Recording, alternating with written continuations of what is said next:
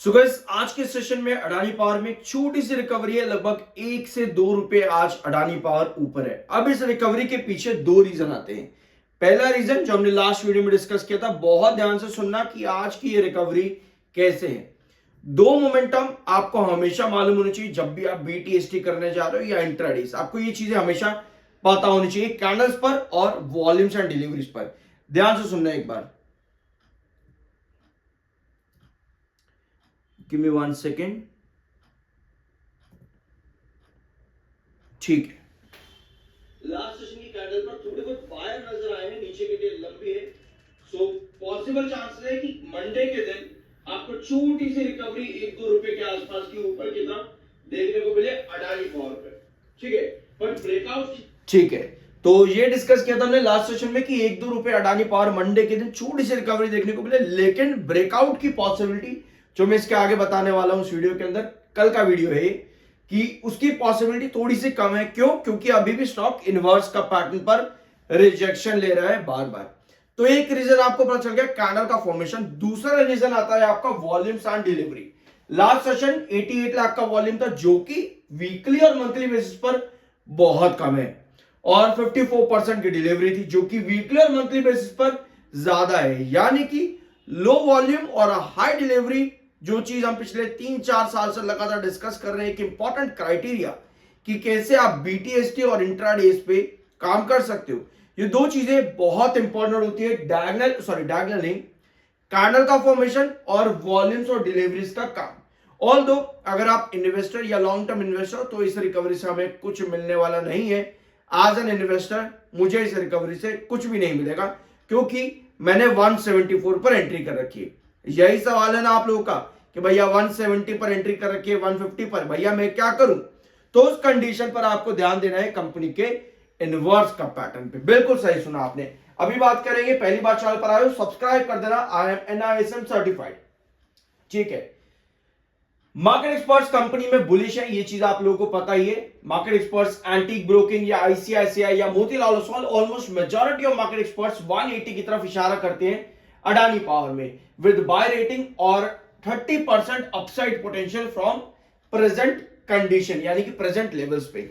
अब market experts के हमेशा होती है रिपोर्ट्स, जिन पर हमें नजर रखनी होती है कि मार्केट एक्सपर्ट्स अगर बुलिश है तो क्यों है। फॉर एग्जांपल, अगर हम मार्केट एक्सपर्ट्स की रिपोर्ट यहां पर देखेंगे, ये है ICICI सिक्योरिटीज की रिपोर्ट, और ICICI सिक्योरिटीज भी 180 के आसपास का ही पोजीशन देता है अडानी पावर में प्रेजेंट लेवल से।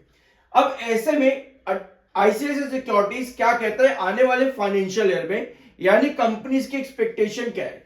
जैसे आपका फाइनेंशियल ईयर 26 अभी चल रहा है, और 27 आएगा और 28 भी आएगा।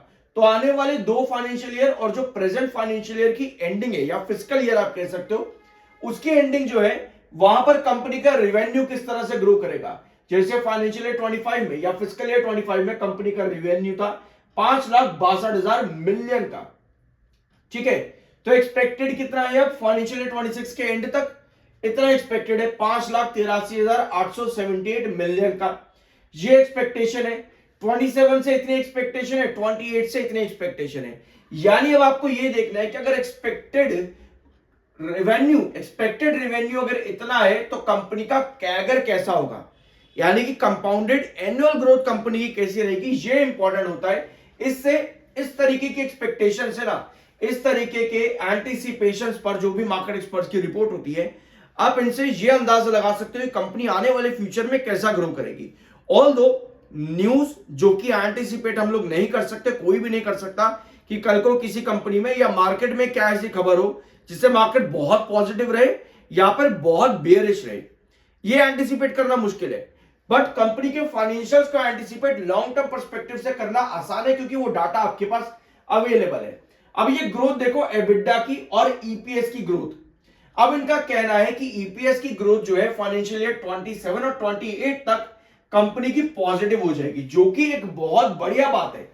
ये होता है ईयर ऑन ईयर बेसिस पर। ठीक है, ये ग्रोथ होता है ईयर ऑन ईयर बेसिस पर, और एबिडा परसेंट भी कंपनी का 37 से 40 एंड 45% तक ग्रो करेगा। तो ये सभी चीजें कंपनी की एनुअल ग्रोथ की तरफ इंडिकेट करती हैं।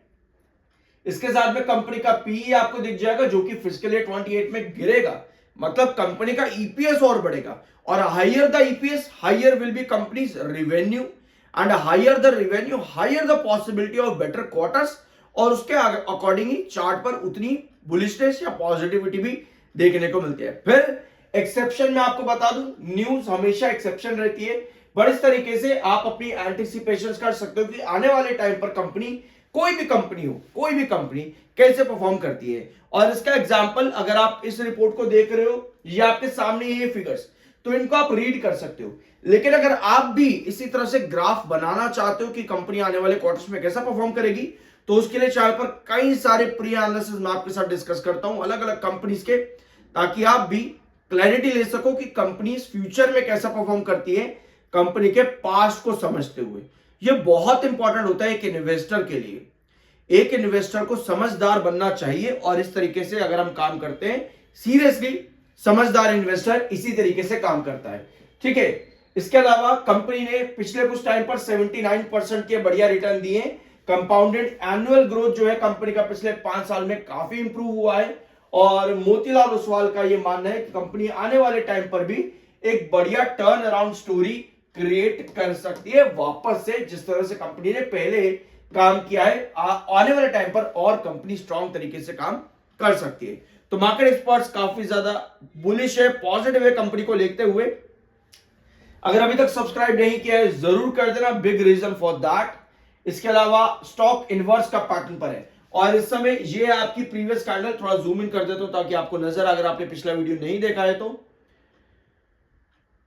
ये है आपकी कैंडल लास्ट सेशन की, जहां नीचे की टेल लंबी थी। अभी आपने वीडियो की शुरुआत में क्लिप भी सुना, तो यहां से एक अच्छा गैप आपको आज के दिन देखने को मिल रहा है इस कैंडल की वजह से और वॉल्यूम्स और डिलीवरी की वजह से। लेकिन स्टिल अभी भी आप इनवर्स का पैटर्न के अंदर ही हो। 145 पर आप रिजेक्ट करते हो और 138 पर आकर के आप बेस ले लेते हो। इनवर्स का पैटर्न कुछ इस तरीके का दिखता है, जहां से शुरुआत होती है इनवर्स का पैटर्न वहीं जाने की वापस से कोशिश करता है। इसको हम प्राइस एक्स भी ले सकते हो, अगर हम किसी और एक्स कंपनी के बारे में डिस्कस करें तो इसको आप एक्स भी समझ सकते हो। और ये है आपका 145, या फिर इसको हम y कर लेते हैं, और ये है आपका 138, इसको हम z कर लेते हैं। ठीक है, x, y और z, ये तीन जो आप ट्रेंड्स यहां पर देख रहे हो, ये आपको बताते हैं एक इनवर्स का पैटर्न। y और z आपको बताते हैं क्या, कंसोलिडेशन। क्योंकि भैया कर्व बनाना है ना, कर्व बनाने के लिए कंसोलिडेशन तो लगेगा ही लगेगा।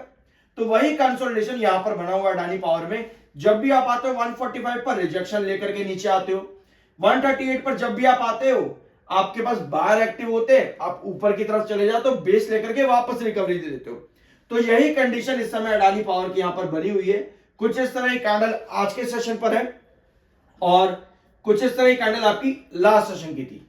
ठीक है, ब्रेकआउट्स कैसे मिलते हैं, वही चीज, किसी भी रिस्ट्रिक्शन पर अगर आप हो तो ब्रेकआउट के लिए एक सस्टेनेबल कैंडल बनना जरूरी है, जहां नीचे की टेल लंबी हो या फिर बॉडी ओवरऑल बड़ी हो, ताकि आप एक सस्टेनेबल क्लोजिंग दे सको उस रिस्ट्रिक्शन लेवल पर। फॉर एग्जांपल वाई, अगर ब्रेक डाउन आना है किसी भी कंसोलिडेशन पैटर्न पर, या फिर इनवर्स का पैटर्न के कंसोलिडेशन पर, या फिर आपके साइडवेज पैटर्न के कंसोलिडेशन पर, कंसोलिडेशन पैटर्न हर पैटर्न के अंदर होता है। फिर चाहे आप अपवर्ड एजिस पैटर्न लो, डाउनवर्ड एजिस पैटर्न लो, कंसोलिडेशन हमेशा आपको दो लेवल्स बताता है, एक रिस्ट्रिक्शन और एक बेस। ये जितने भी पॉइंट्स अभी आप यहां पर देख रहे हो, ये आपका जिंदगी भर साथ दे सकते हैं, बट जरूरत यह है कि एक बार तरीके से समझ ले और सीख लेना, ताकि हमें किसी के पास जाकर के पूछने की जरूरत ना पड़े। ठीक है, ये होता है आपका कंसोलिडेशन। कुछ इस तरह से चलता है जिगजैग पैटर्न पर। ब्रेकआउट देने के लिए एक सस्टेनेबल कैंडल आती है, और बेस देने के लिए आपके पास नीचे की टेल लंबी आती है। ब्रेक डाउन देने के लिए आपके पास पोजीशन कुछ इस तरह से बनना स्टार्ट हो जाती है, जहां पर आपको पता लग जाता है कि भैया नहीं, यहां से रिजेक्शन आने वाला है, तो मुझे यहां पर एंट्री नहीं करनी चाहिए। ठीक है, तो इस तरह चलता है आपका इनवर्स का पैटर्न, या पर कोई भी स्टॉक का chart consolidation pattern. I hope कि इस वीडियो में आपको कुछ सीखने को मिला होगा। सब्सक्राइब जरूर कर देना, शर्मा मत करो इस चीज में। मिलता अगले वीडियो में।